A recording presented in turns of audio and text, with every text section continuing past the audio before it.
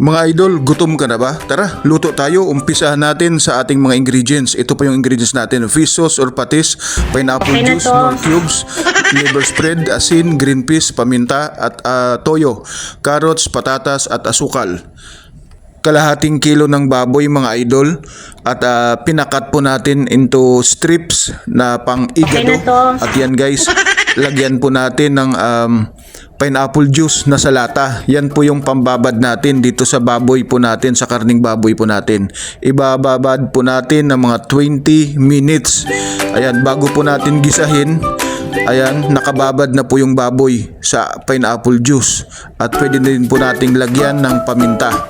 Yung ginamit ko pala guys ay kalahati lang po, kalahating lata ng pineapple juice. At yan pong ginamit nating toyo, manamis-namis.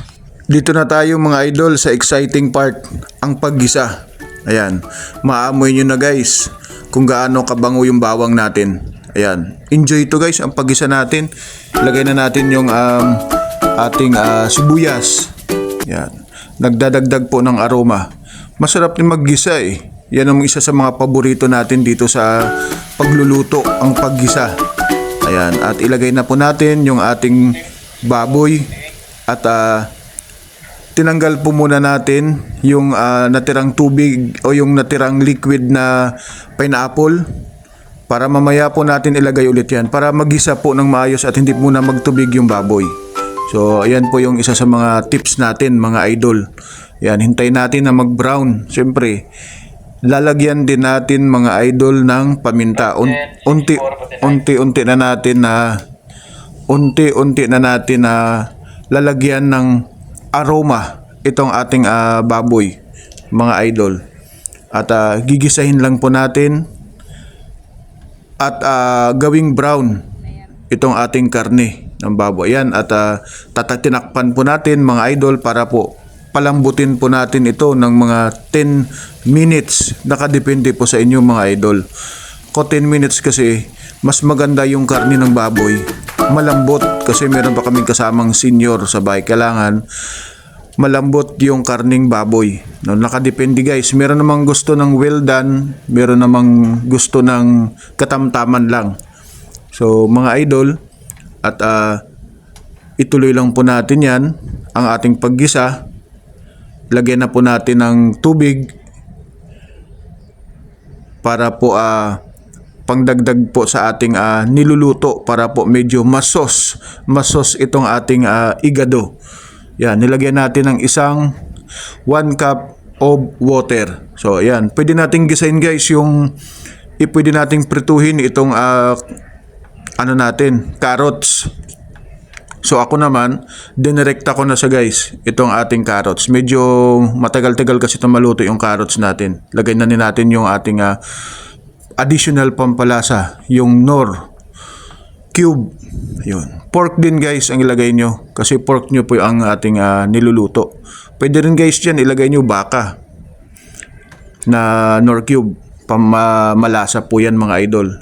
Isabay na po natin. Pahaba po yung guys pa-strip po yung paghiwa natin ng ating carrots at ilagay din natin ang ating patatas. At yung tira doon sa pineapple juice na kalahati, isasama na natin mga idol.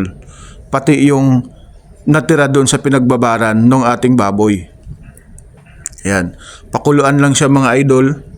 At isabay na rin po natin ang ating liver spread. Pwede nyo pong ubusin, pwede rin nyo pong kalahati lang. Depende po yan sa inyong mga idol. Kasi merong gusto ng liver spread, meron ding hindi. Pero kami mas gusto namin yung nalalasahan namin yung liver spread. Kaya mas maraming liver spread, masarap. Mga idol, at inilagay na rin po natin ating green peas mga idol at ang ating toyo. Toyo ang mas masarap na ilagay sa igado. Toyo, merong toyo na matamis-tamis. Meron ding toyo na yung plain yung nilagay po natin. Plain lang na toyo na mabibili po sa ating kahit saan pong tindahan merong toyo. At ayan na mga idol, ang asukal. Lalagyan po natin ng asukal. So although kalahating kutsara lang yan mga idol, pampalapot din po ang asukal dahil matamis na po yung pineapple na pinagbabara natin kanina. So ayan, Lagyan din po natin ulit ng paminta para medyo maanghang-anghang siya ng konti. At ang ating bell pepper, cut into strips. Yan. Medyo mura ngayon guys, mga idol, yung bell pepper. Sa palengke, 15 pesos lang yan, 5 piraso na. Dito sa palengke ng Taytay, mga mura mga bilihin dito guys. So, dito, ang nagastos ko lang yan guys, 300 pesos lang yan. Ulam na namin tanghali hanggang gabi. Masarap na igado. Dahil napakamura ang mga bilihin dito sa lumang palengke dito sa Taytay, Rizal. Ayan, paghalo-haluin lang po natin mga idol. At medyo ayan mararamdaman, makikita nyo na yung sauce. Ayan. Nilagyan natin yung tubig kanina para meron kahit papano, meron siyang sauce.